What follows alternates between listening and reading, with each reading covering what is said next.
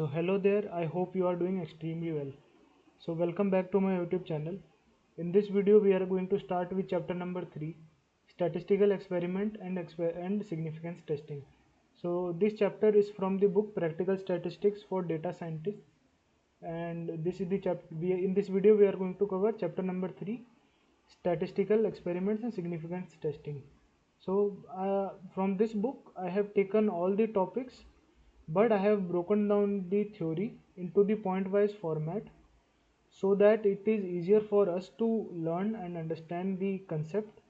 And further, I haven't taken the books example directly, rather I have taken the practical examples which are used in the industry to understand the topic.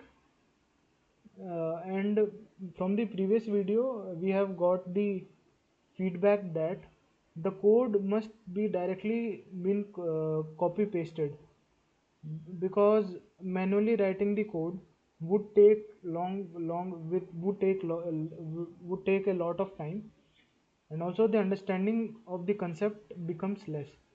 So in this video, unlike the last two videos, I am going to directly copy paste the code of the question. Then I am going to explain the output, what that uh, code means, and how we must present it to the stakeholder. Okay, so this video is going to be shorter compared to last two videos, because the time in which the code was written manually would be completely removed, because the code will be directly pasted. So let's start with our chapter number 3, statistical experiment. Also, you can find this Jupyter notebook on my GitHub page. The GitHub link will be in my description, in the video description below. Okay, so let's start with our chapter number 3, statistical experiments and significance testing.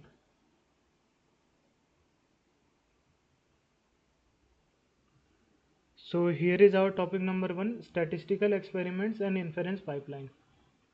The return on investment of experimentation, the ROI of experimentation. In tier 1 tech and elite consulting, experiments are not academic exercises, they are risk mitigation engines. You never roll out a global pricing change or a massive UI overhaul based on gut feeling.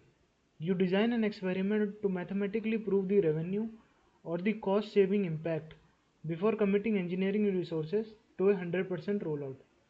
The classical inference pipeline.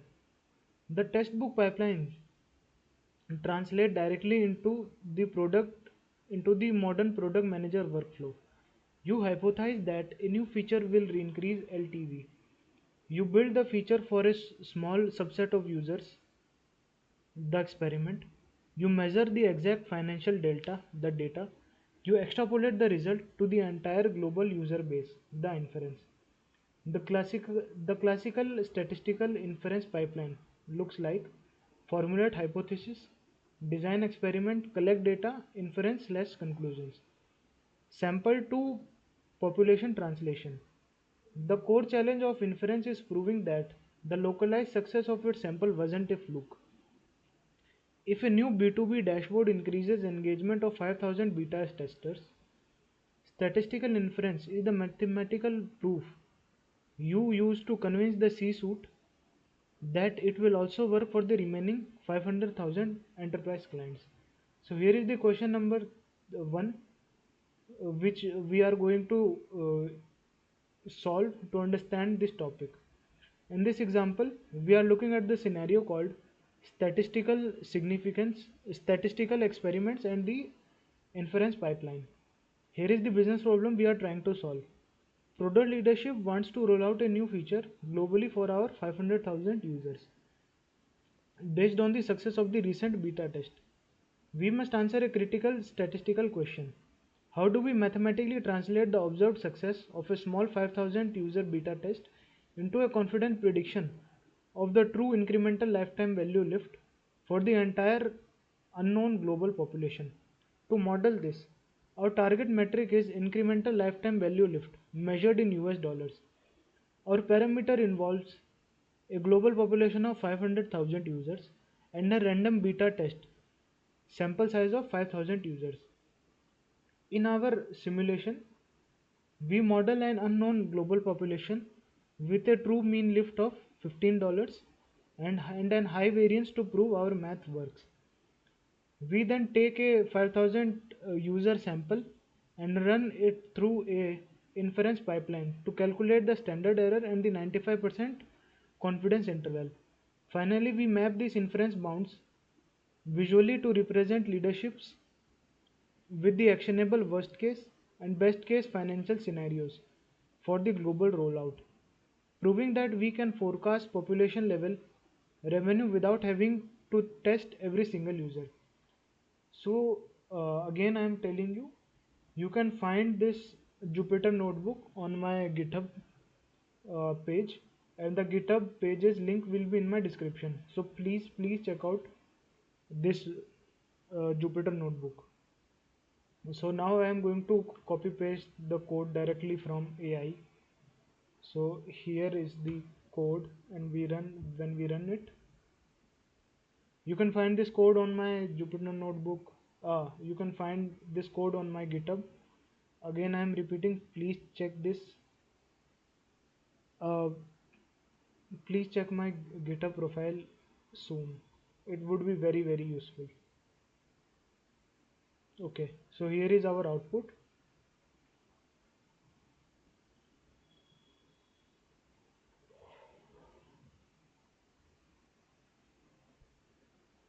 So this is our output.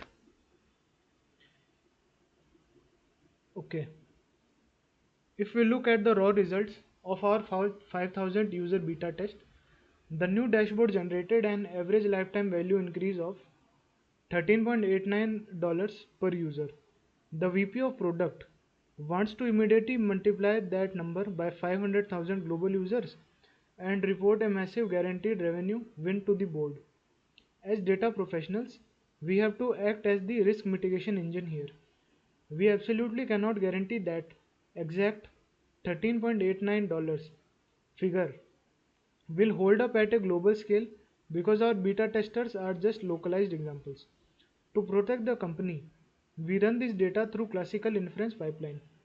By calculating the standard error and mapping it against our sample size, we generated the 95% confidence interval you see marked by the dashed lines on the chart. This is our mathematical proof for the C-suite. We can confidently tell leadership that while we cannot promise the exactly $13.89 per user, our statistical inference guarantees that the total true global revenue lift will fall safely between $12.79 to $15, because our absolute worst case scenario, the red line, is still highly profitable across half a million users. The experiment is a definitive success. We have successfully proven that this wasn't a localized fluke, and we would officially recommend committing the engineering budget to a 100% rollout. So let's move to our next topic, topic number 2, A/B testing and the test statistic. Treatment, something to which a subject is exposed. Treatment group, a group of subjects exposed to a specific treatment. Control group, a group of subjects exposed to no treatment. Randomization, the process of randomly assigning subjects to the treatments. Subjects, the items that are exposed to the treatments. Test statistic, the metric used to measure the effect of the treatment. The control group, reality baseline. In enterprise consulting and tier 1 tech, you never test a new feature in vacuum. If you launch a new B2B pricing tier in November and revenue spikes, was it the pricing or just Q for budget flushing? The control group absorbs all the external noise, seasonality, macroeconomic shifts, and marketing pushes. The mathematical delta between your control and variant is the pure impact of your product change. Randomization, the bias killer. If you let account executive choose your enterprise clients, test a new feature, they will they will only pick their happiest clients. Your data your data is instantly corrupted. Strict algorithmic randomization guarantees that the both group contain an equal mix of churn.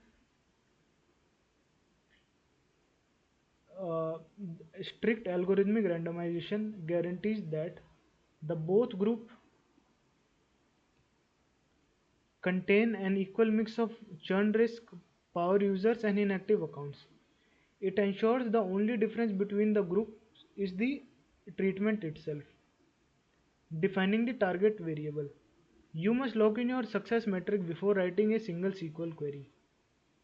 If you are testing a new checkout flow, your metric is categorical, evaluated using 2 into 2 contingency table. If you are testing pricing elasticity, your metric is continuous, evaluated using mean differences. The inflated data trap. The test book highlights a critical industry trap. Default statistical software will spit out a standard deviation for revenue that might imply negative numbers. In consumer tech and enterprise SaaS, revenue data is highly skewed and zero inflated. Blindly trusting a default standard deviation formula here is a massive red flag in an interview. You will use robust resampling methods instead. So here is the question number 2.1 to understand this topic of A/B testing and statistical significance. In this example, we are looking at a scenario called the A/B testing reality and statistical significance. Here is the business problem we are trying to solve. Product leadership has tested a newly designed pricing page and needs to evaluate its performance against the existing baseline. We must answer a straightforward evaluate question. Did the new pricing page variant successfully drive a higher conversion rate than our standard control page?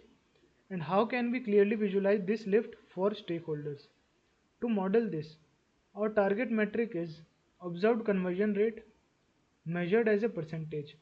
Our parameters involve a standard A/B test with a evenly split sample size of 10,000 users per group, control A and variant B. In our simulation, we model our user conversions using binomial distribution, representing a binary convert or abandon action. The control group is programmed with a true baseline conversion of 4%, while the variant group is programmed with a true rate of 4.4%. We extract the observed conversion rates from this 20,000 user sample and generate an annotated executive bar chart. By adding a strict baseline marker to this visual, we can clearly highlight the exact incremental lift achieved by winning variant of our leadership team. Okay, so now I will copy paste the code directly from AI so that our time is not wasted. Again repeating, you can check out this code and Jupyter notebook on my GitHub page and then on my GitHub profile, and the GitHub profiles and repository link will be in the description below. So here is the code solution for the question 2.1. Okay, so here is our output. Okay, when we run our A/B test, looking at the raw dashboard numbers can be incredibly dangerous. In our test, variant B hit a 4.59% conversion rate compared to control A's 3.77%. The immediate reaction from the product team will be to launch variant B because the number is higher. But as analysts, we know that in business, a higher average doesn't actually mean a successful feature. Every time a user visits our site, it is essentially a weighted coin flip. If you flip a coin 10,000 times, You are going to see some random fluctuations. Our job is to determine that is the lift if the is the lift or real sustainable change in user behavior, or just random statistical noise. By plotting our variant against a strict control baseline, we set the stage for calculating statistical significance, the mathematical threshold we must cross before we can confidently tell engineering to deploy this code to 100% of our global traffic. The topic of statistical significance will be covered in the next will be covered next in the next topics. So let's move to our question number 2.2. In this example, we are looking at a scenario called A/B testing randomization and isolating the test statistic. Here is the business problem we are trying to solve. Sales leadership wants to test a new enterprise pricing model, but rather than using a randomized selection, account executives handpick their highest spending clients to participate in the trial. We must answer a critical experimental design question. How does allowing the sales team to handpick beta testers create a massive false positive illusion of success? Why strict algorithmic randomization the only way to accurately measure the true revenue impact of the new pricing? To model this, our target metric is average revenue per user or account spend. Our parameters involve a simulated enterprise client base of 10,000 accounts, where each account has a hidden health score that naturally correlates with their baseline spending. In our simulation, we model a new pricing rollout that actually has zero true impact on spending, a $0 lift. We then model two distinct A/B test scenarios. In the first scenario, the bias test account executives handpick the top 20% healthiest accounts for the variant. This artificially inflates the variant's revenue and creates a massive false positive. In the second scenario, the randomized test, we use a true 50-50 algorithmic split that completely ignores those hidden health scores. This perfectly isolates our test metric, accurately relieving, revealing the zero impact reality of our new pricing model to leadership and preventing a disastrous global rollout. So again, repeating again. So I am copying the code directly from AI. The code can be the code and this Jupyter notebook can be found on my GitHub profile. The GitHub profiles link and the repositories link will be in the description below. Please do check it out. So again, I am going to copy the code and paste it directly. Okay.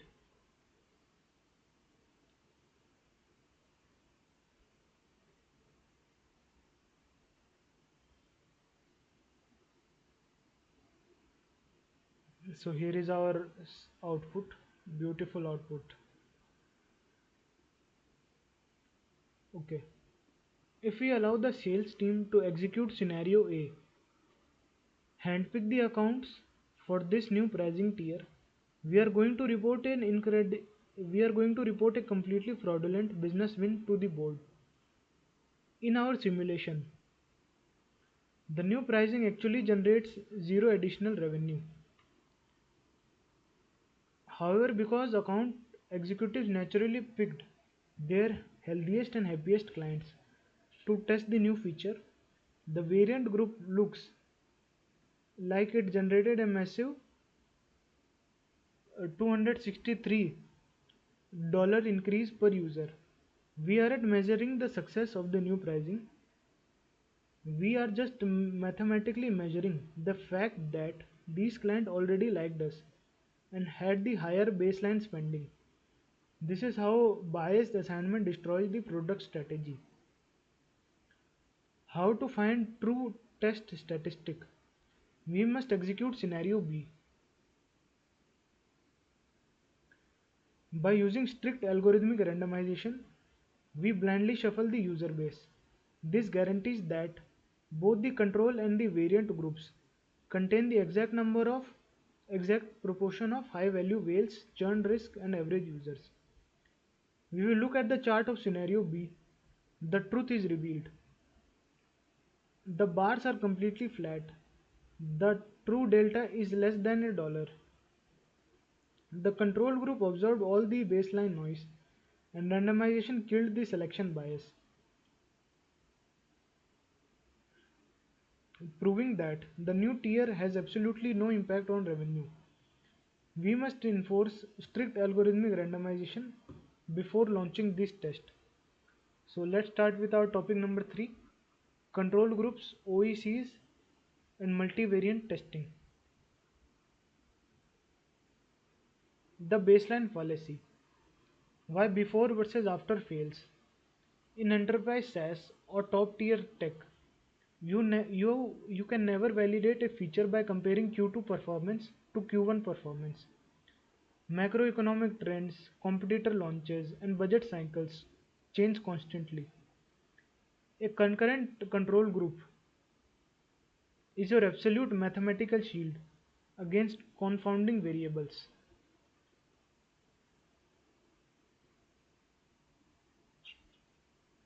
It proves causality, not just correlation. It proves causality, not just correlation. The OEC, Overall Evaluation Criterion. The book warns against selecting your test statistic after experiment. In an elite tech, this is an absolute firing offense, known as p-hacking. You must define a single logged-in OEC, Overall Evaluation Criteria. Example, enterprise account retention at 90 days. Before writing any code, if the OEC drops, the test is a failure, even if 15 other secondary metrics look great. Beyond AB, the revenue versus learning trade-off. Why limit to just A and B? Sometimes a consulting client needs to test 5 different subscription pricing tiers simultaneously. The classic academic approach locks the traffic at an even 20% split for months, just to be statistically certain. Modern tech platforms abandon this for multi-arm bandits, which dynamically funnel traffic to the winning price tier during the experiment to maximize revenue while still gathering data. The reputational risk metric. The reputational risk metrics. The Facebook trap. The Facebook sentiment manipulation study is a mandatory case study in risk management. In B2B, what is this? The Facebook sentiment manipulation study.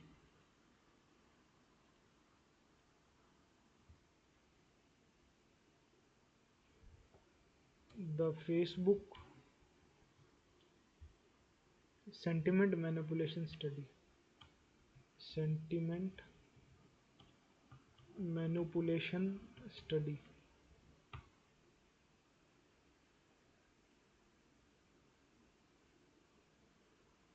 In 2012, Facebook emotional contagion study was a massive psychological experiment where Facebook, along with the researcher, manipulated the news feed, suspecting users to study how emotional content spreads on social media. Okay, we will read this study sometime later. So, in B2B or consumer tech, running hidden experiments that directly manipulate your directly manipulate user psychology or alter core enterprise data workflows without consent creates massive legal and churn risks. A product analyst must always balance statistical learning with brand safety. Okay, here is the question number 3, multivariate testing and the revenue trade-off to understand the above topic. So,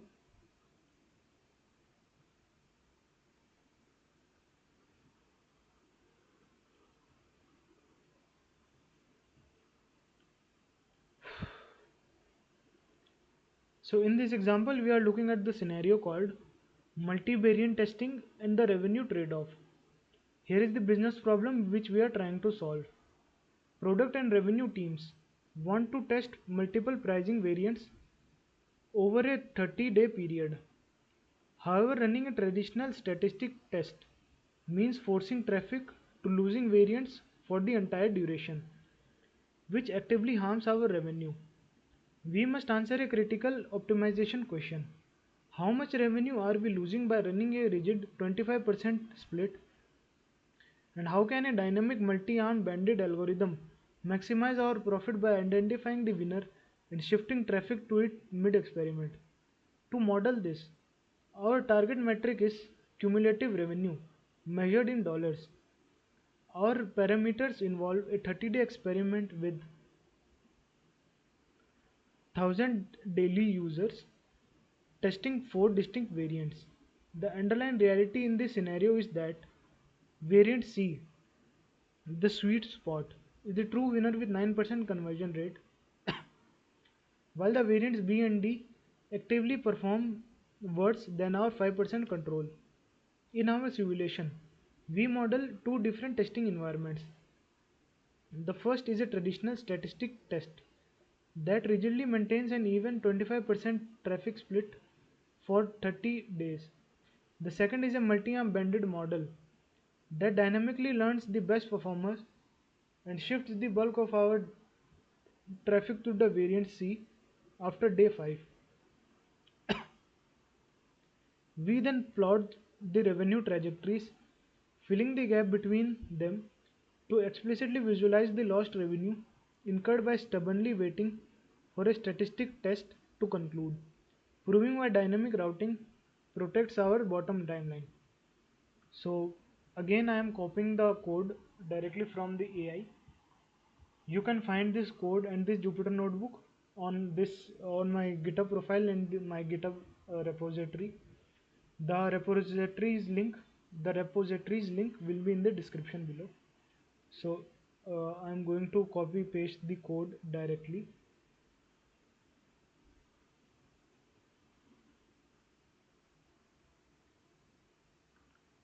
Okay, so I am going to directly paste the solution on the screen here. Okay, so this is our solution.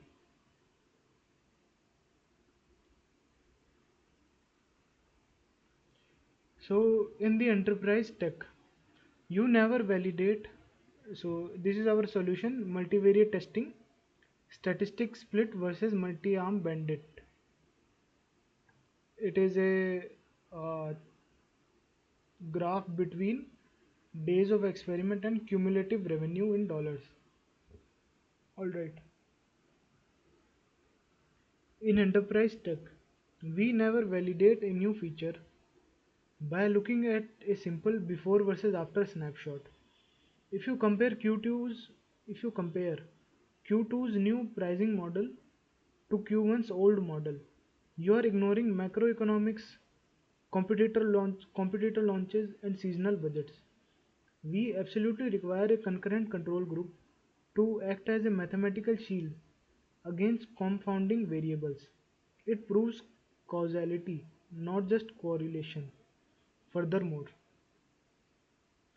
before we launch any test, we must find a single locked in metric, our overall evaluation criterion or OEC.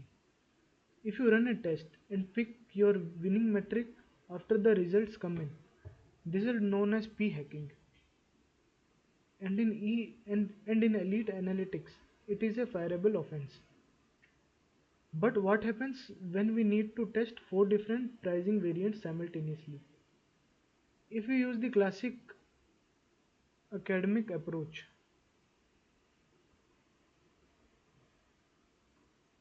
uh,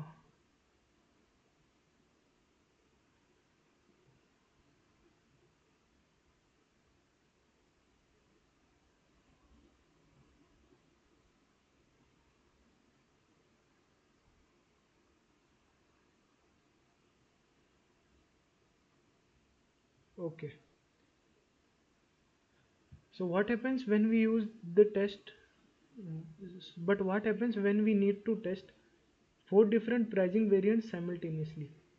If we use the classic academic approach, we lock our traffic into an even 25% split for 30 days. As you can see by the gray dashed line on our chart, this is highly expensive.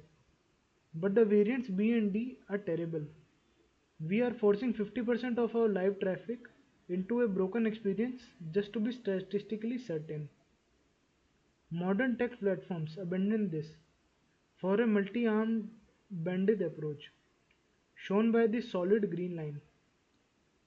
This algorithm monitors the test in real time and recognizes that variant C is the clear winner by day 5 and dynamically funnels 80% of our traffic into that winning tier. The green shaded area represents the massive revenue saved by balancing statistical learning with the absolute necessity of protecting live business revenue.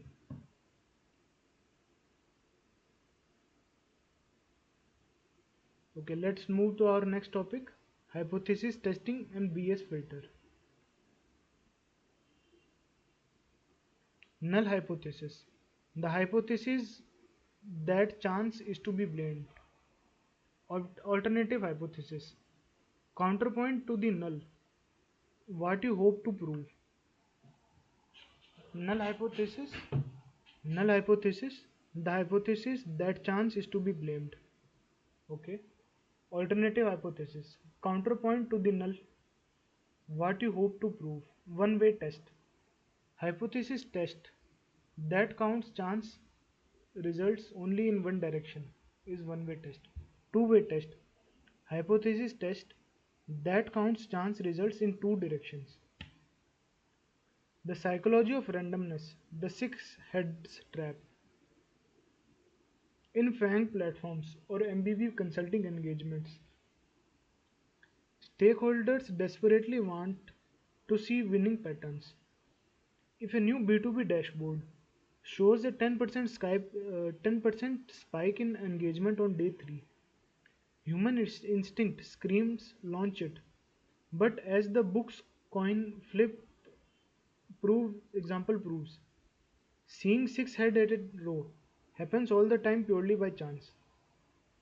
Hypothesis testing is the mathematical BS filter that prevents you from allocating energy engineering bandwidth to the random noise. The null hypothesis. H naught the status quo.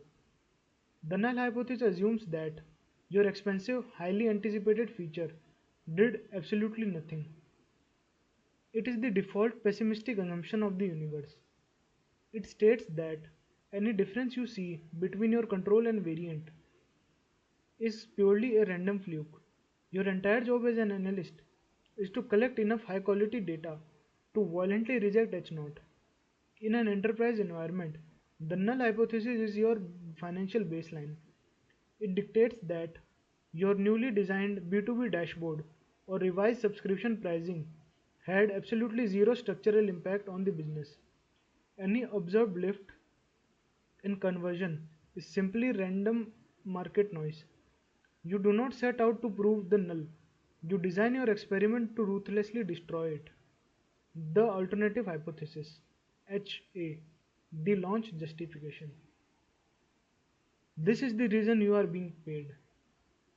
This is the mathematical stance. This is the mathematical stance that your treatment caused a structural non-random change in an enterprise revenue or user behavior.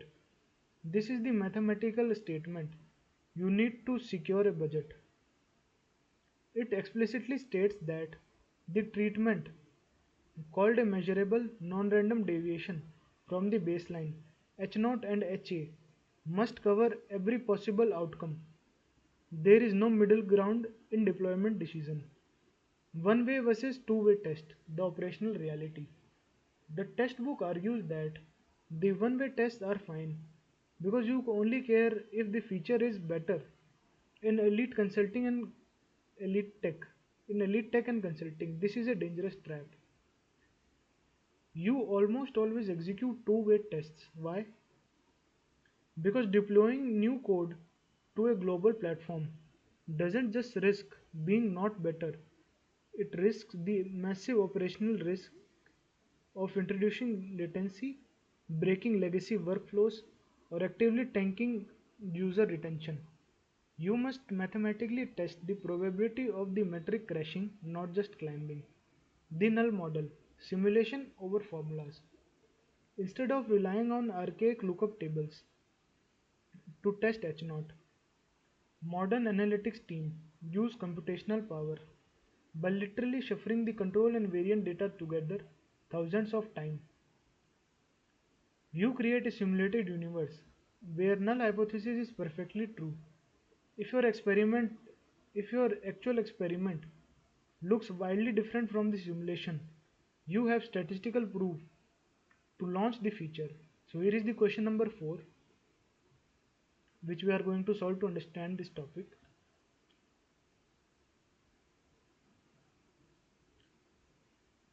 In this example, we are looking at the scenario called hypothesis testing and statistical BS filter. Here is the business problem which we are trying to solve. Operations leadership deployed a new routing algorithm that appears to have reduced average delivery times. We must answer a core statistical question. Can we confidently prove that the new algorithm is structurally faster, or could this observed time savings simply be result of the random daily noise, meaning pure luck? To model this, our target metric is difference of mean delivery time measured in minutes. Our parameters involve an A/B test comparing an old and our parameters involve an A/B test comparing an old algorithm as our control and a new algorithm as our variant, with 1500 deliveries tracked for each. In our simulation, we model a control baseline averaging 45 minutes and a new variant averaging 43.5 minutes. To prove that the result isn't random, we build a null model using a permutation test. We shuffle all data together 5000 times to simulate a universe where the new algorithm actually does nothing and any difference is pure luck. We then visualize our observed time savings against the null universe to calculate p-value and determine if we can confidently reject the null hypothesis. So I'm going to directly copy paste the code from AI. You can find this Jupyter Notebooks link in the description below.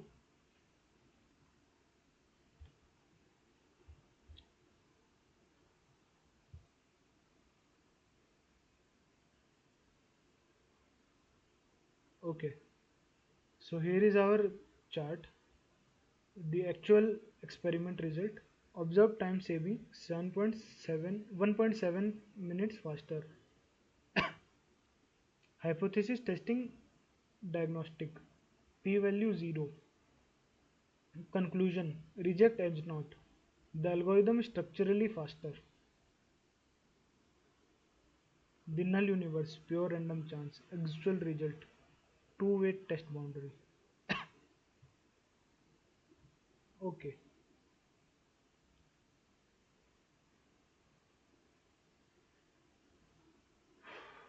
So the VP of product is excited to see our new routing algorithm appears to save 1.5 minutes per delivery.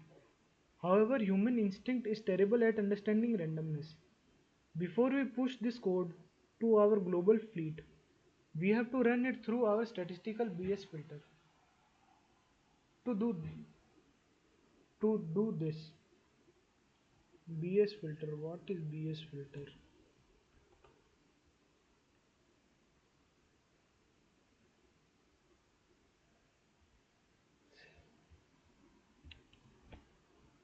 In hypothesis.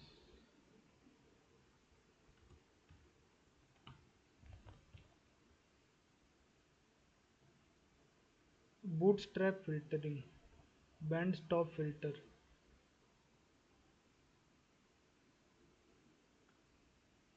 or statistical BS filter. What does it mean by statistical BS filter in hypothesis testing?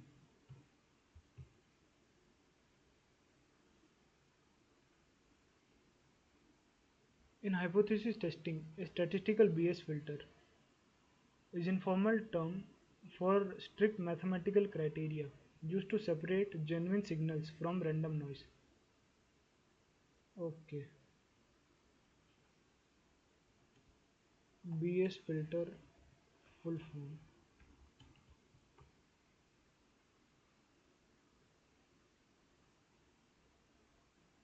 Bullshit filter. Okay,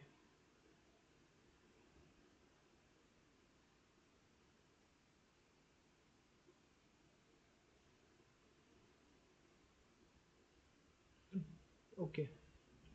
Before we push our code to our global fleet, we have to run it through our statistical bullshit filter. To do this, we didn't just plug the numbers into a textbook formula. We built a null model. We took all 3000 delivery times, threw it into a bucket, and randomly shuffled them 5000 times. The gray histogram you see in the chart on this chart represents the null hypothesis universe. It, it exactly shows it shows exactly what the data would look like if the new algorithm would compute with a complete failure. It shows exactly what the data would look like if the new algorithm was completely failure and did absolutely nothing. Any differences you see in gray data are purely the result of random chance. Now look at the solid green line. This is your actual observed result of 1.77 minutes. It sits completely outside the grey mountain of random noise. When we calculate our p-value, we are basically asking if our 5000 random simulation, when we calculate our p-value, we are basically asking in our 5000 random simulation, how many times did pure luck generate a time saving as massive as our new algorithm? The answer is 0. Because our result is so far removed from the null hypothesis baseline, we can mathematically reject H naught. We have proven that the null hypothesis HA is true. The 1.5 minute improvement is a structural, repeatable business reality, not a fluke. We are we are cleared for a global launch. Here is our topic number 5, statistical significance and big data trap. P value. Chance a model. Given a chance model that embodies null hypothesis, the p-value is the probability of obtaining results as unusual or extreme as the observed results. Alpha, the probability threshold of unusualness. The chance results must pass for actual outcome to deemed statistically significant. Type 1 error, mistakenly concluding an effect is real when it is due to chance. Type 2 error, mistakenly concluding an effect is due to chance when it is real. The illusion of volume, the denominator trap. It is extremely common in enterprise SaaS or cloud infrastructure to run an experiment on 50,000 users. A junior analyst sees a 5% lift in conversion between price A and B and immediately declares a massive win.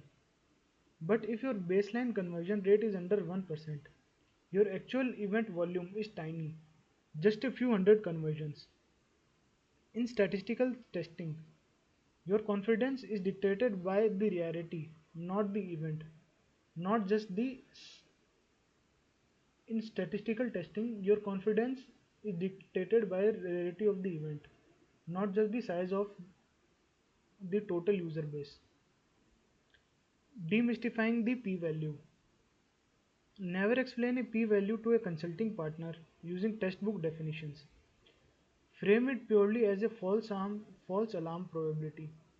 If an A/B test yields a p-value of 0.30, it means if this new pricing tiers actually if this pricing tier actually does absolutely nothing, there is still a 30% chance we would see this exact revenue spike just from random market noise. In a high stakes environment, a 30% chance of a false alarm is entirely unacceptable.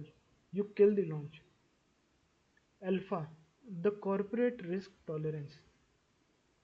Before you run any experiment, the business must agree to alpha. This is your absolute ceiling for a false alarm. In tier 1 tech, alpha is almost universally set at 0.05. You are mathematically committing to a rule. We will not ship this feature unless there is less than 5% chance that our results are random fluke. The risk metric. Type 1 versus type 2 errors. Understanding the business impact of these two errors is critical for decision making. Type 1 error, false positive. You declare a feature a winner when it is actually useless. The company spends 6 months and millions of dollars scaling a B2B dashboard globally only to see zero impact on ARR. This damages your credibility. Type 2 error, false negative. A brilliant product optimization actually works, but because your test was poorly designed or ran too short, the data looked weak. You kill the initiative, unknowingly leaving millions of dollars of enterprise revenue on the table. So here is question number 5, statistical significance and the signal versus noise test.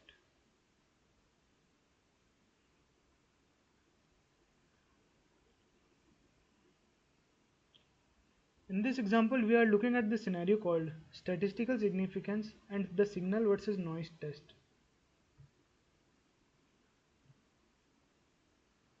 Here is the business problem we are trying to solve.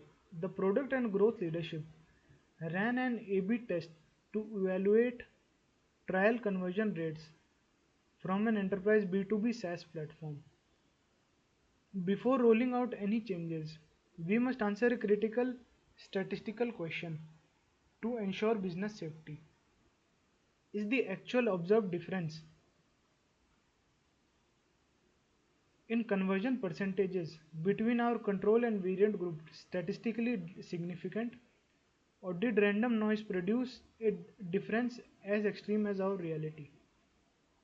To model this, our target metric is simulated conversion rate differences measured as a percentage. Our parameters involve an enterprise B2B SaaS trial dataset featuring a control group of 23,739 users and 200 conversions, alongside a variant group of 22,588 users and 182 conversions. In our simulation, we set up a permutation pool by combining all users into 382 total conversions and 4,590 45,945 total non-conversions. Using an optimized permutation engine, we run an simulation 1000 times to shuffle this pool and generate simulated differences. Finally, we calculate a two-tailed p-value and plot the frequency of these 1000 shuffles against our actual observed difference reality line to visually determine statistical significance and separate the signal from the noise. So I'm going to directly paste the code from AI. You can find the code and this Jupyter notebook on my GitHub, the GitHub repositories link. is in the description below.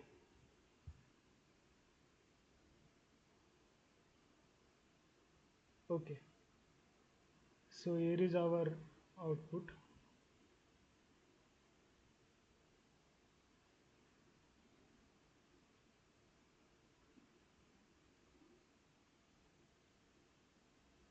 Okay, the product team is very excited about 0.0368% lift in the new variant flow, and looking at the raw volume of 46,000 users, it feels like a real win. However, in B2B SaaS, a conversion is a rare event. We only had 382 actual conversions across the entire test.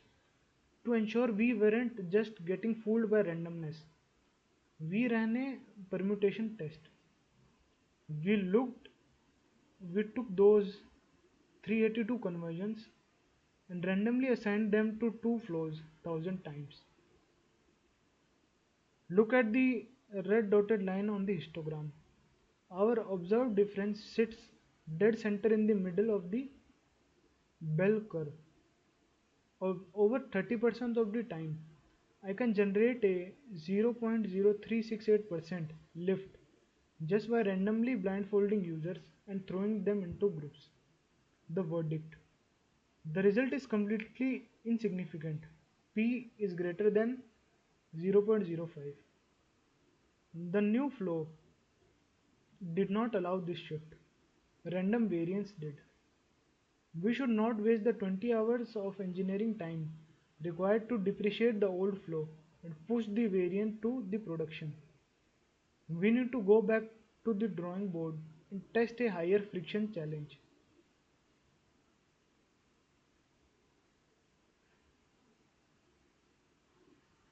Okay, so here is our question.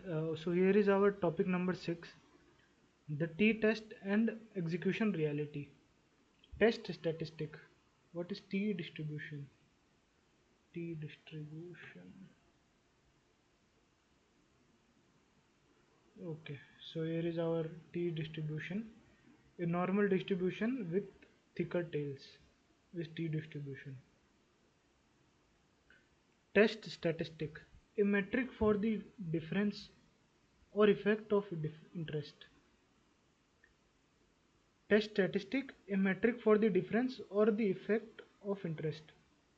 T statistic. A standardized version of common test statistics such as mean. T distribution. A reference distribution, in this case derived from null hypothesis, a reference distribution to which the observed T statistics can be compared. The legacy workhorse. Continuous metrics. If you are testing a categorical metric, conversion no conversion, you use a chi-square or a proportion test.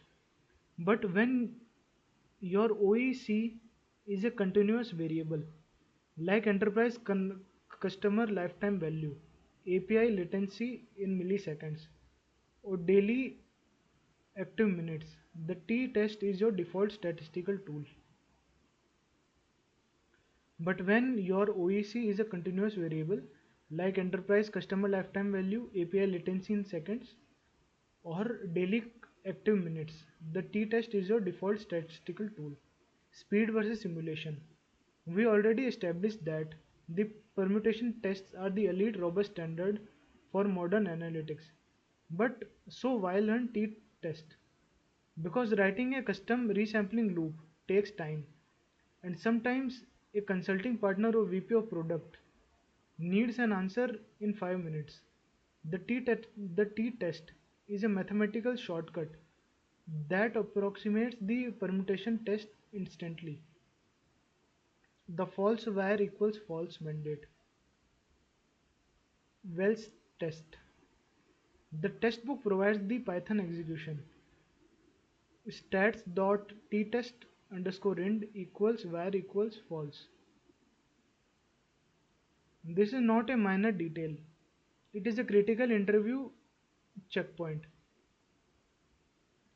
In the real world, the variance of your control group and variant group will almost never be equal. Setting these parameters to false executes Wells t-test, which mathematically adjusts the formula to protect you from false positives when variances differ. The bidirectional reality check. The textbook's Python code divides the p-value by 2 to force one-tailed test, as we established earlier. In high stakes enterprise deployments, you almost never run one-tailed tests because introducing a feature can actively harm the metric.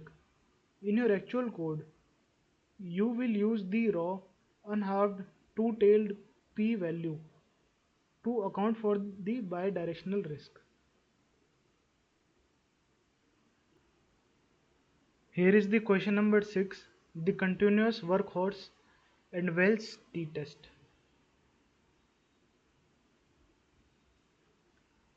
In this example, we are looking at a scenario called the continuous workhorse and Wells t-test. Here is the business problem which we are trying to solve. Engineering leadership is testing a new API endpoint to improve response times. However, the new variant doesn't just change the average speed, it drastically stabilizes the performance, fundamentally changing the variance of the data compared to the highly volatile control group. We must answer a critical statistical question. How do we accurately calculate statistical significance when the control and the variant groups have vastly different variances, rendering a standard student's t-test completely invalid? To model this, our target metric is API response time measured in milliseconds. Our parameters involve an A/B test comparing continuous API latency data with a equal with an equal sample size of 1000 requests from both the control and variant groups. In our simulation, we model a scenario where control group is slower, averaging 250 milliseconds and highly volatile, with a standard deviation of 40. The variant group is simulated to be faster, averaging 240 milliseconds and highly stable, with a standard deviation of 15. Because the variances are so different, it is mandatory to use Wells t-test to calculate the true two-tailed p-value. Finally, we plot the overlapping histograms with vertical mean lines to visually report the test statistic and demonstrate the stakeholders exactly how the variant improved both average speed and system reliability. So again, I am going to copy paste the code from the AI. You can check out the code from my GitHub repository, and its link is in the description below. So here is the code. Okay. When your overall execution criterion is continuous variable like API latency, revenue, or active minutes, the t-test is your default legacy workhorse. While we know that the custom permutation tests are the elite standard for robust analytics, writing a custom resampling loop takes time. When a VP of product is standing at your desk demanding to know if the newly deployed caching layer worked, the t-test is a mathematical shortcut that gives you an approximated answer instantly. However, there is a massive trap in how textbooks teach us. Look closely at the Python code.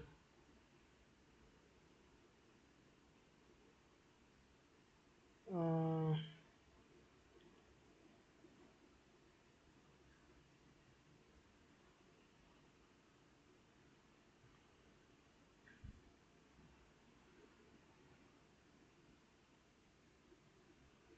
Alright, let's walk through the code.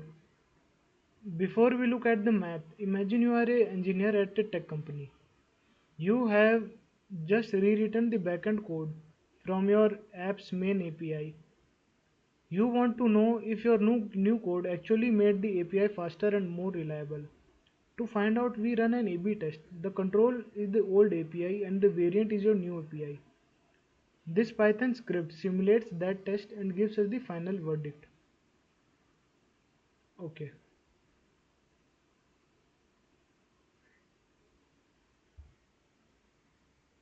So when we run the code, it prints a t statistic and the p value. The t statistic is a negative number, which is around minus 7.4, which just means your new API has a smaller, faster average than the control. A number this large means the difference between two is huge compared to normal background noise. The p-value is practically zero, which in plain English means the probability that your new API looks this much better just by pure luck is virtually 0%. Because the p-value is well under our standard 0.05 threshold, we can confidently declare that your new code is a massive success. Finally, look at the graph the code generates,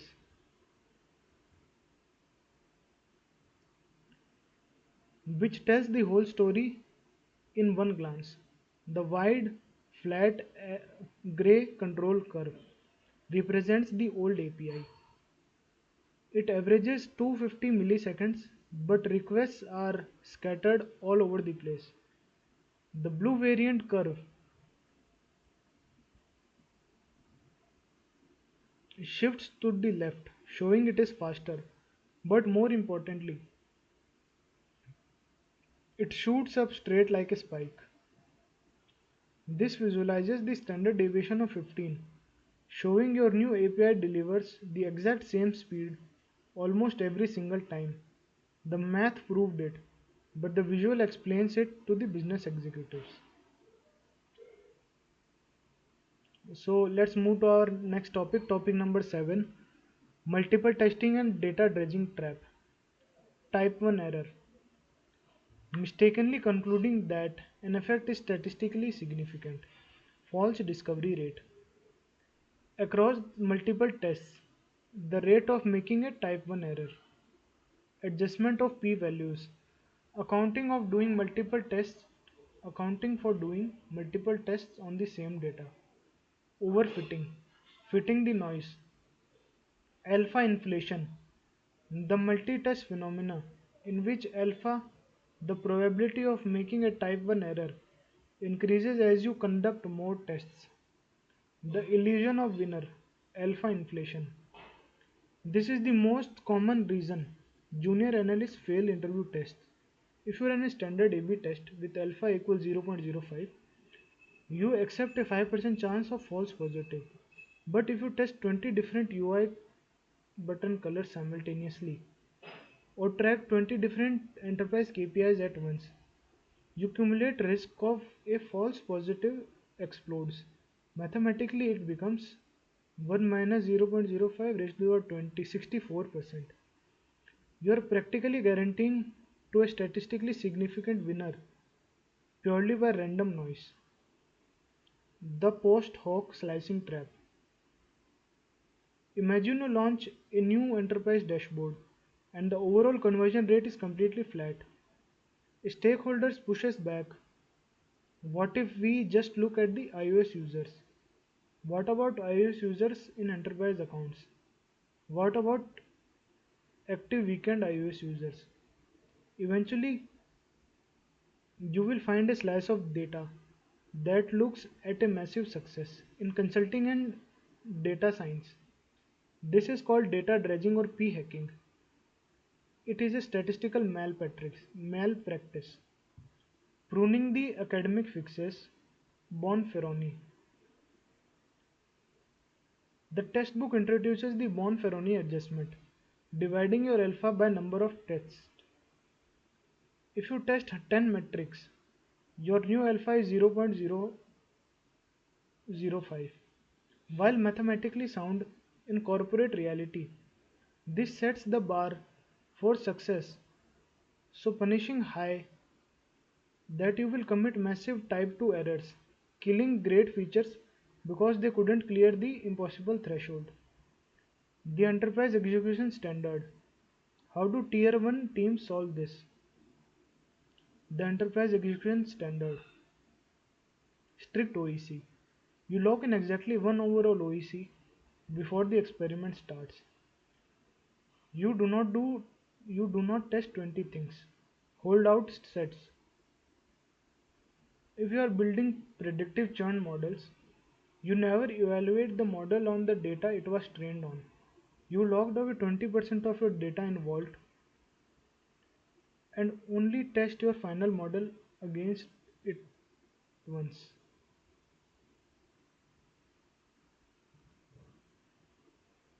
So here is the example number 7. In this example, we are looking at a scenario called alpha inflation and post hoc slicing trap. Here is the business problem we are trying to solve. The product team ran an A/B test that flatlined, but instead of accepting the neutral result, they are now slicing the data into dozens of micro segments, like mobile users in Canada or weekend desktop users.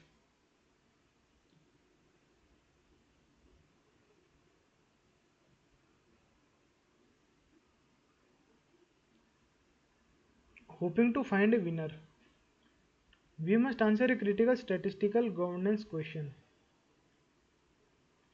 If a feature actually has zero real impact, but we test it across 20 different post hoc user segments, are the significant results we eventually find real actionable insights, or just dangerous mathematical illusions caused by data dredging, also called alpha inflation?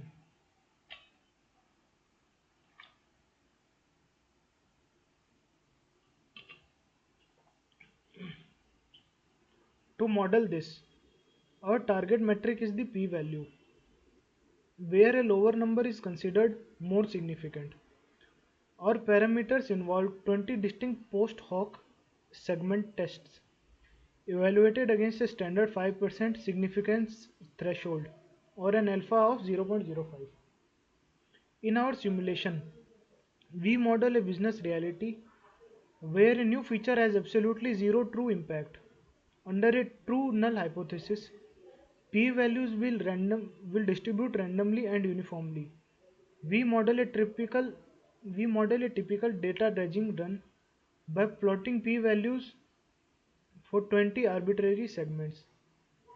By visually highlighting the segments that randomly dip below the 5% threshold, we prove to stakeholders that these winning segments are not brilliant insights, but rather inevitable false positives or type 1 errors that are guaranteed to happen when you interrogate when you over interrogate the noisy data,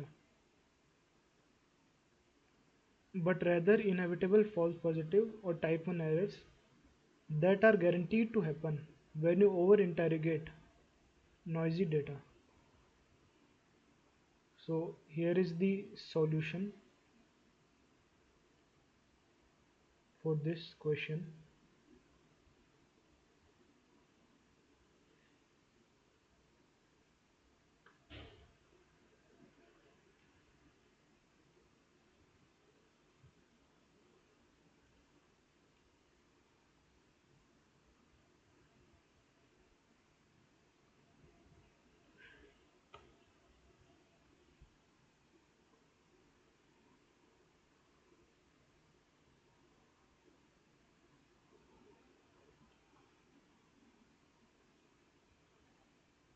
Okay, so imagine you ran an A/B test for a new feature and the overall results actually did it absolutely nothing.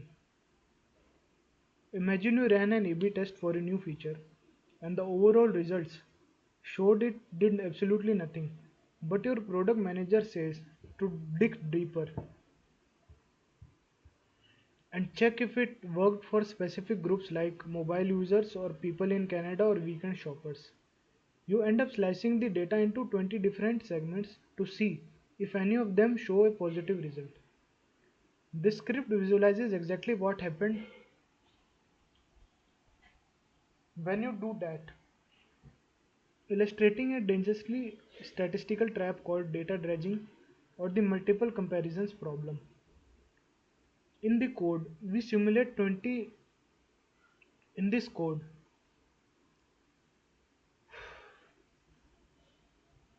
In this code, we simulate these 20 different segments. Crucially, we already established that the new feature does absolutely nothing, meaning the true effect is zero. If a feature does nothing, the p-value we calculate for each segment will just be a random number between 0 to 1. We set our standard significance threshold or alpha at 0.05. That means we normally accept a 5% risk of getting a false positive, seeing a statistically significant result where none actually exists for a single test. But here is the catch that the code demonstrates. We are not running one test, we are running 20. If you have a 5% chance of a false positive, you roll out the dice 20 times. You are almost guaranteed to see a fake winner eventually. Look at the p-values array in the script. Most of the numbers are high, correctly indicating no effect, but the segment 7 hits 0.02 and segment 14 hits 0.04 purely by random chance. When you look at the chart this code produces, it makes the trap visually obvious. You will see a sea of gray bars representing the normal random noise of the segments that failed the test. But peeking below that red dashed line, which represents our 5% threshold, are the two bright red bars labeled as false positives. If you did not know better, you might run into your boss and claim the feature was a huge success for those two specific segments. The visual teaches us that if you slice the data enough times, you will always find a fake pattern, which is why we have to be incredibly careful when analyzing post experiment segments. Okay, so here is our topic number 8, chi-square test, the multivariant engine. Chi-square statistic, a measure of the extent to which some observed data departs from expectation. Expectation versus expected. How we would expect the data to turn out under some assumptions, typically the null hypothesis. Breaking the two group limit. A standard A/B test is mathematically limited to just two groups, control versus variant. But in enterprise SaaS or global consumer tech, you rarely just test one alternative. You might test three different checkout flows A, B, C and simultaneous to see which drives the highest B2B trial signups. You cannot run multiple isolated t-tests for this without triggering the multiple testing alpha inflation trap we just discussed. You use the chi-square test, the R into C contingency table, your business metrics. Chi-square is strictly for categorical data count,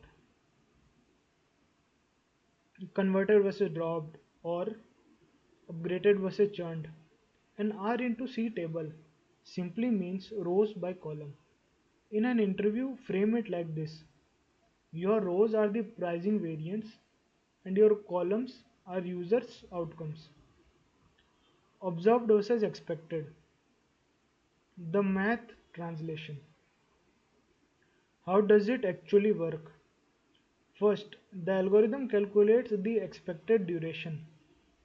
First, the algorithm calculates the expected distribution. What the exact count in that table should look like if all the three pricing tiers at the exact same conversion rate, the null hypothesis. Then it compare those expected numbers to your observed reality, the go no go metric. If your new pro tier fundamentally changed user behavior, the actual count will wildly deviate from the expected baseline. The chi-square statistic captures the captures that deviation. A massive chi-square number means your pricing tiers are driving significantly different outcomes, proving that your strategy actually matters. The observed versus expected framework. When you test multiple variants, example, three different B2B checkout flows,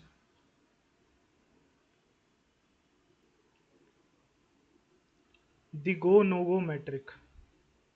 If you are a new pro tier fundamentally, if your new pro tier fundamentally change this user behavior, the actual counts will widely deviate from the expected baseline. The chi-square statistic captures that deviation. A massive chi-square number means your pricing tiers are driving significantly different outcomes, proving that your strategy actually matters. The observed versus expected framework. When you test when you test multiple variants, three different B2B checkout flows, the null hypothesis assumes that they all perform identically. The algorithm calculates the expected conversions based on this baseline average and mathematically compares it to your observed reality. The larger the gap between expectation and reality, the larger your chi-square statistic. The illusion of ratios, the numerator trap. Look closely at the textbook's data. Headline A got 14 clicks, headline B got 8 clicks. A junior analyst looks at a 75% relative lift and declares a massive win. But the chi-square p-value comes back with an abysmal 0.48 or 48%. Why? Because out of the 3000 enterprise visitors, only 34 clicked anything. The event volume is too small to prove causality. Chi-square protects you from shipping a winner that was just a random noise in a low volume dataset. Resampling versus theory. The execution hack. The textbook shows a massive 20-line Python function to manually simulate a chi-square permutation test. Skip coding that in an interview, in a live pandas environment, or a technical round. Time is your enemy. You must jump straight into statistical theory shortcut. Skypad.stats.chi2 contingency. It gives you the exact same p-value in a single line of code, proving to your hiring manager that you know how to execute quickly. Degrees of freedom, the penalty box. The book mentions the book mentions the formula r minus 1 into c minus 1. You do not need to calculate this manually, but you must know the intuition. Every time you add a new variant to your test, a new row or column, the algorithm penalizes you. It makes it mathematically harder to achieve a significant p-value. This prevents product teams from testing 50 different variations at once just to get lucky. So here is the question number 8. SAS multivariant chi-square test. In this example, we are looking at the scenario called SAS multivariant chi-square test. Here is the business problem we are trying to solve. Growth leadership is testing three different B2B trial sign-up flows. Looking at the raw data, flow A appears as a massive winner, converting 75% more users than Flow B, specifically 14 versus 8. However, the absolute number of conversions across all the flows is extremely low. We must answer a critical statistical question before answering a winner. Are these conversions are these conversion differences between multiple variants statistically significant, or are they simply random noise magnified by a extremely low sample size of actual conversions? To model this, our target metric focuses on simulated chi-square statistics and p-values for categorical data. Our parameters involve an ABC test routing 1000 visitors to each of the three flows, yielding a tiny total conversion rate of just 34 conversions out of 3000 total visitors. In our simulation, we first build a contingency table and calculate an observed chi-square statistic to measure the variance between the flows. To prove whether this results actually means anything, we build a permutation test. We pool all 3000 visitors, shuffle them 2000 times, and randomly split them back into three groups. By plotting the random noise of these 2000 shuffles against our actual observed statistic, we visually determine if the winning flow A is real or just a statistical mirage. Finally, we highlight the one-line scipy.stats shortcut used in real production environments to bypass this manual resampling process. So here is the solution for this question.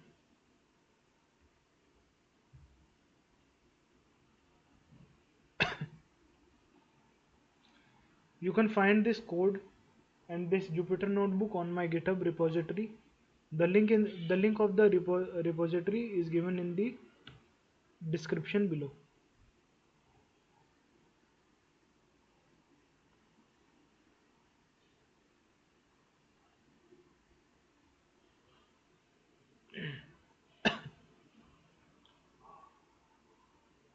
So let's walk through this code and break down exactly what it is doing. Imagine you are in Imagine you are working at a software company. You are designing the three different sign-up flows for your app. You send 1000 visitors to each flow. Flow A gets 14 signups, flow B gets 8 signups, flow C gets 12.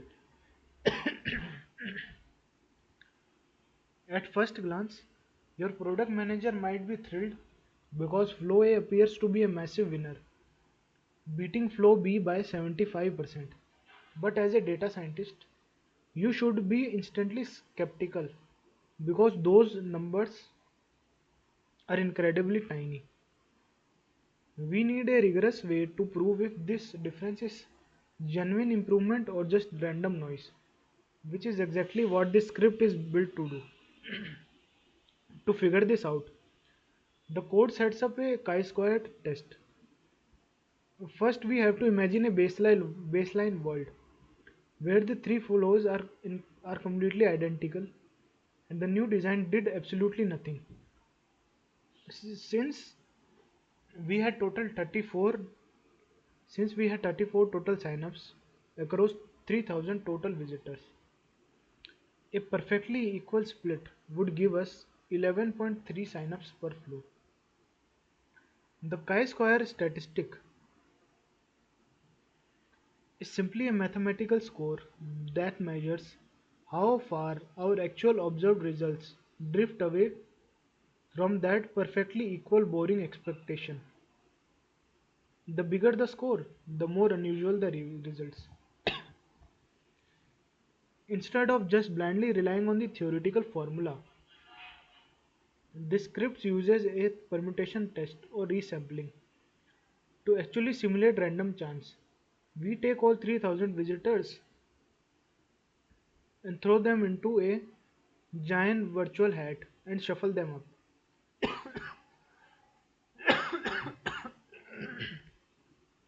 And randomly deal them back into three new groups of 1000. We then calculate a new chi-square score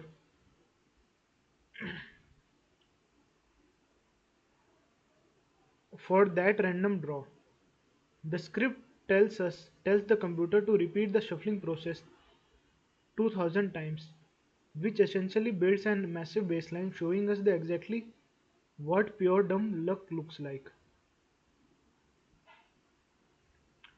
When the code finishes, it gives us a resampled p-value and generates a histogram to visualize the truth. That big block of red bars in the chart represents 2000 random shuffles, showing the natural spread of statistical noise. The red dashed line represents the actual chi-square statistic score from our real test.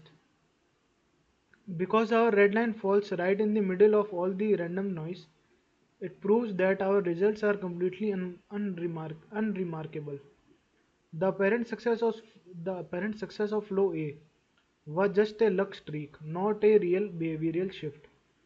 At the end of the code, you will also notice a quick one-line SciPy shortcut that uses traditional math to calculate p-value. It arrives at the exact same conclusion at our heavy 2000 spin simulation, giving us ultimate confidence in telling the product manager that we need to keep testing.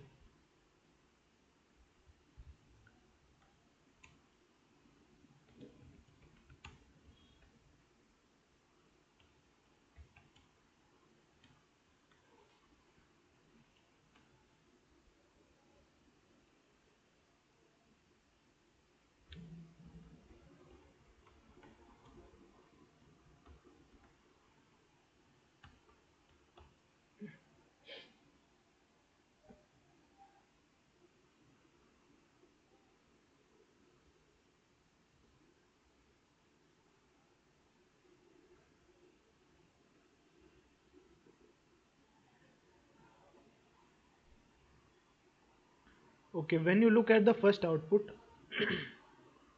the printed contingency table, you immediately saw you immediately see the raw reality of the experiment. While the flow A gets 14 conversions compared to the flow B 8s, the table also shows that nearly 1,000 people bounced in every single group. Seeing these numbers side by side reveals that the success are just a tiny drop in massive buckets of failure.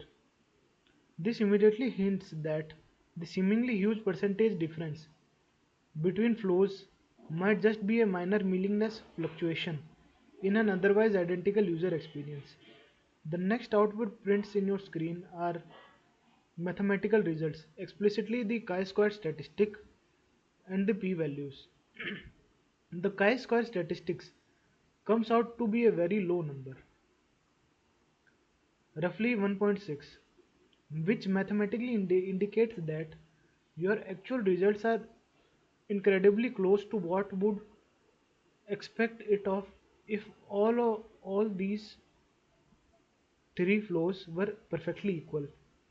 Both the permutation simulation and the mathematical SciPy shortcut output a p-value of 0.44. In plain English, this means that there is some massive 44% probability that you would see this exact difference between the flows purely by random chance. Because 45% is a wildly higher than our standard 5% threshold of our statistical significance, the text output firmly declares that flow A is not the real winner. Finally, the histogram that perfectly visualizes why mathematical test failed. The mountain of dark bars represents the 2000 random shuffles, showing you exactly what the pure random noise looks like when no real effect exists. The bright red dashed line represents your actual observed experiment. You can see clearly that red line lands right in the thickest, most common section of the random noise. The visual output proves to anyone looking at your test results are completely unremarkable. The slight bump in flow age conversion was just a lucky roll of dice rather than a better product design. So let's start with our next topic, topic number 9. So here is our topic number 9, multi-arm bandits, the modern revenue engine. The, the flaw in traditional A-B testing. In classical A-B test, if Amazon tests three different checkout designs, they lock traffic into even 33, 33, 33, split for 4 weeks to achieve the statistical significance. If design 3 is completely broken and tanks conversion, it still receives it, it still receives 33% of the global traffic for the entire month. The opportunity cost is massive. Traditional statistics optimize for certainty, not for profit. The bandit solution. Multi-arm bandits dynamically route traffic while the test is running. If design A starts showing an early lead, the algorithm automatically starts funneling 60%, then 70, then 90% of traffic to A, choking off the losers. You learn and earn at the same time. The exploration versus exploitation trade-off. This is your this is the core dilemma you will be tested on in any senior analyst interview. Exploration. Routing traffic to underperforming or under or untested variants just to gather data and ensure you didn't miss an hidden winner. Cost costs immediate money, buys long-term knowledge. Exploitation. Routing 100% of your traffic to the current best performing variant maximizes immediate revenue but risks get but risk getting stuck on a local optimum if a better variant needed more time to prove itself. Epsilon greedy, the baseline algorithm, a simple rules based approach. If epsilon equals zero point 0.1, the algorithm spends 10% of its time randomly exploring all options to gather the data.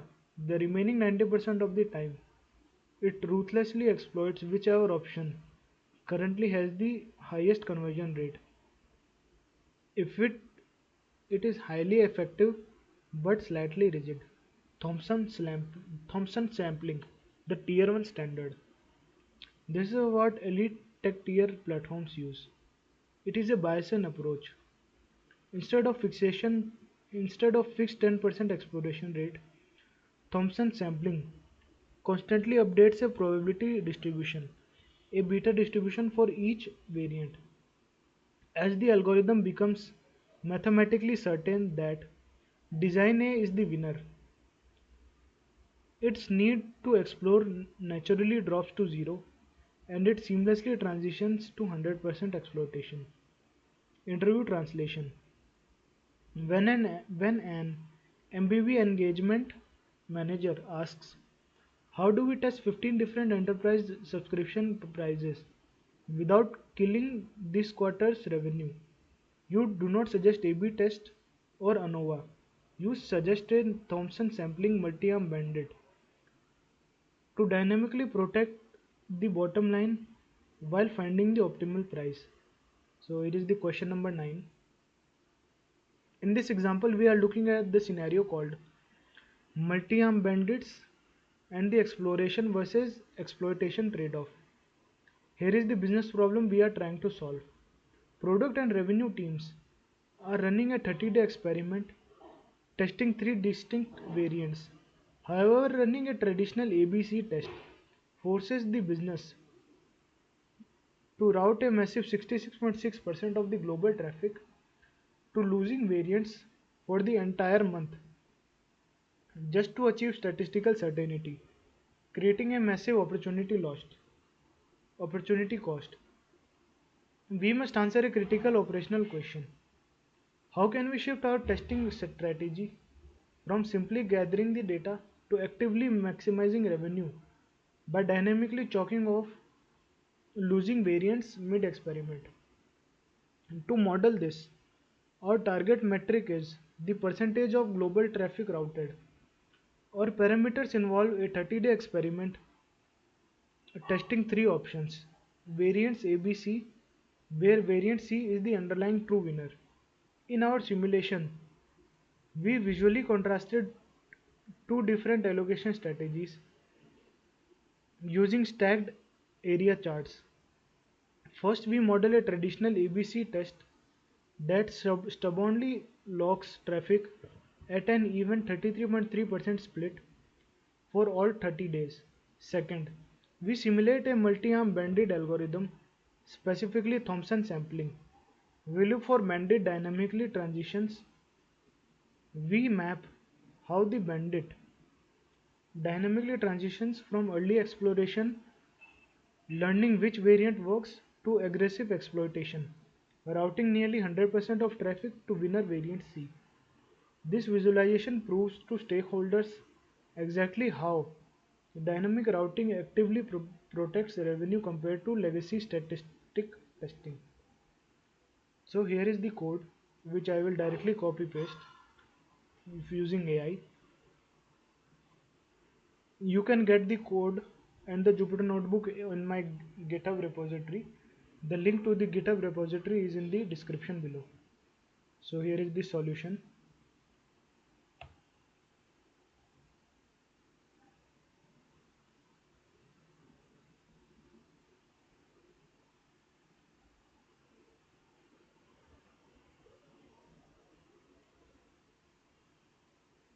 Okay. When we look at the final visual output of this script, we are seeing a side-by-side comparison of two completely different philosophies of testing a product. The overall title sets the stage, showing why major tech companies have moved away from traditional testing to protect their revenue. The two stacked area charts represents 30 days of live website traffic being sent to three different versions of a page labeled ABC. The colors make it easy to flow. When the red and yellow section representing the losing variations and the green section represents the ultimate winner. The chart on the left illustrates a traditional A/B test, which prioritizes the absolute statistical certainty over everything else. You can see that the traffic is split into three equal flat horizontal stripes within each variation, getting exactly one third of the user for the entire 30 days. Even if the green variation proves itself to be a massive winner by day 5, the rigid rules of this traditional test force you to keep sending nearly 70% of your customers to the inferior losing designs for another 3 weeks. The title accurately calls this a massive opportunity cost because you are actively throwing away potential revenue just to wait for the arbitrary test timer to run out. The chart on the right tells a completely different story, visualizing a machine learning approach called multi-arm bandit. In the beginning, when the text annotation enables as the exploration phase, the traffic is split evenly across the traditional test so the algorithm can gather baseline data. But as the days progress, you can physically see the algorithm learning. The green section represents the winning variations, starts to quickly expand, actively taking traffic away from red and yellow losers. By the time you reach the right side of the graph, annotated as the exploitation phase, the algorithm has chalked off the bad variations entirely and is routing almost 100% of your users straight to the winner, maximizing your revenue dynamically while the test is still running. So let's move to our next topic, topic number 10. Next is our topic number 10. And our final topic, power MDE and the and test duration. The how long question. In a tier 1 tech or consulting interview, a product manager will inevitably ask, we are launching a new B2B dashboard. How long should we run the A/B test? If you say until the result is statistically significant, you fail the interview. You must calculate the exact sample size before the test begins to prevent running an endless underpowered experiment. This is minimum detectable effect. This is your business break even point. If an engineering team spends 3 months building a new pricing architecture, a 0.5% lift in revenue won't cover their salaries. The the MDE is the smallest impact that actually matters to the business. The smaller the MD, the smaller the MDE you want to detect, the exponentially larger your sample size must be. Statistical power, the 80% standard. Power is exactly opposite of type 2 error. If the probability that your experiment will successfully detect the winning feature, if it is actually a winner, the enterprise standard is 80%.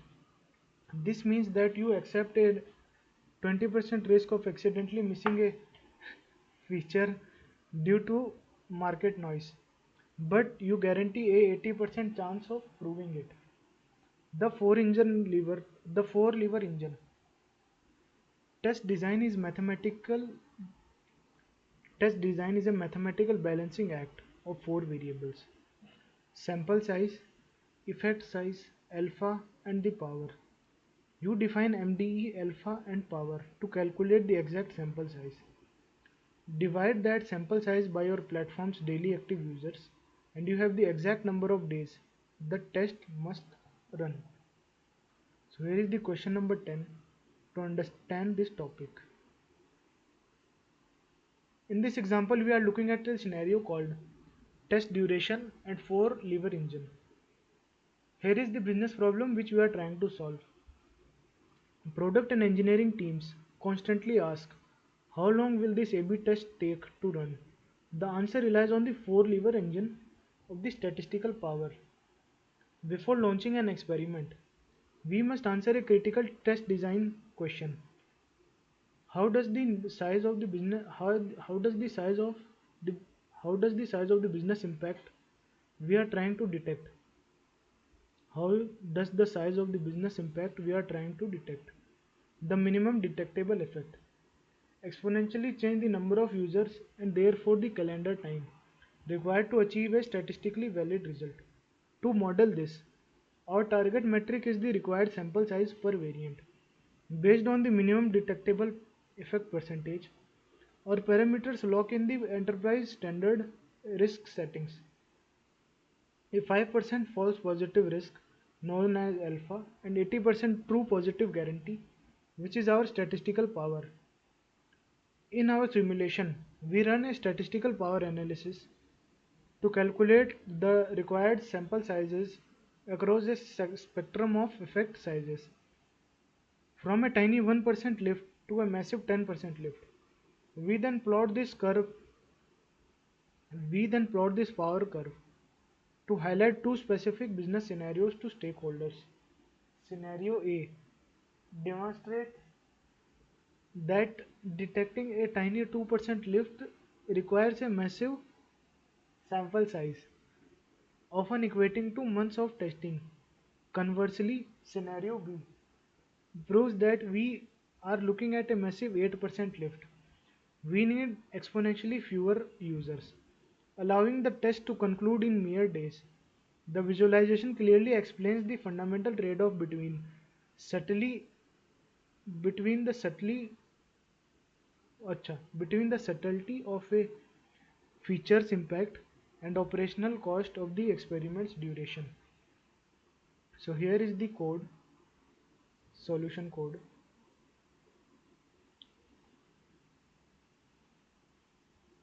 You can find this solution code and Jupyter notebook in my GitHub repository. GitHub repositories link is in the description below.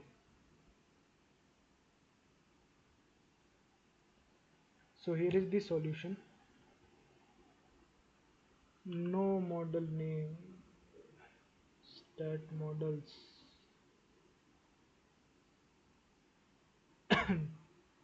pip install stat models,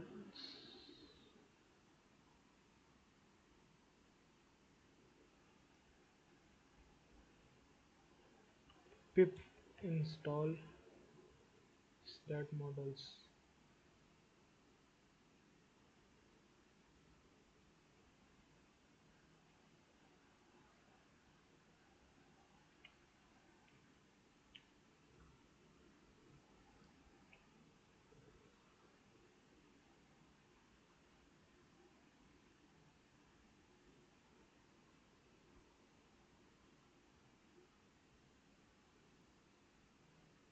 Okay, we have our output here. The four lever engine determining the A/B test duration. When you look at the visual output of this script, you are looking at the answer to the most question executive asks on A/B testing, which is how long the test needs to run. The chart maps out the relationship between what you are trying to find and how much data you need to find it. The bottom horizontal axis represents the minimum detectable effect, or MDE percentage, which is the size of business impact or improvement you are hoping to improve. The vertical axis shows the required sample size, which is the sheer number of users you need to push through the experiment to get a trustworthy result. Before you look at the curve itself, you point point to your student. Okay, look at the text box in the upper corner. It shows that two of our statistical levers are locked in place. The alpha is set to standard 5%, meaning we accept a 5% risk of false positive. The power is set to 80%, which means if your new feature actually is a winner, you want an 80% guarantee that this test will successfully detect it. Because we logged those reliability standards in place, the only things left to balance are the size of the impact and amount of traffic. The massive blue line swapping between the chart visualizes a fundamental law of statistics. It shows that detecting a tiny subtle change requires a monumental amount of data, while detecting a massive obvious change requires very little. The, obs- uh, the curve is incredibly steep on the left of the side and flattens on the right, perfectly illustrating the severe data penalty you pay when you're trying to measure tiny product tweaks. The two highlighted points on the graph make this trade-off real for a business. The red dot represents a scenario where you are looking at this tiny 2% lift in performance. This confidently proves a change the that small. The chart shows you need tens of thousands of users per variation, making the test will likely have to run for months. On the other hand, the green dot represents a scenario where you are looking for the massive 8% lift. Because the change is so large and obvious, you need only couple of thousands of users, meaning you can finish the test and make a decision in just few days. This output proves to stakeholders that safe minor tweaks actually cost the company massive amounts of time in testing, while big bold changes can be measured almost instantly. So our chapter number 3, statistical experiments and significance testing, is over. So as far as from the product interviews point of view, this chapter was most important, and in the interviews only this chapter will be asked. So we are now stopping this video So we will, so I will meet you in the next video with some next topic. Till then, goodbye. Bye.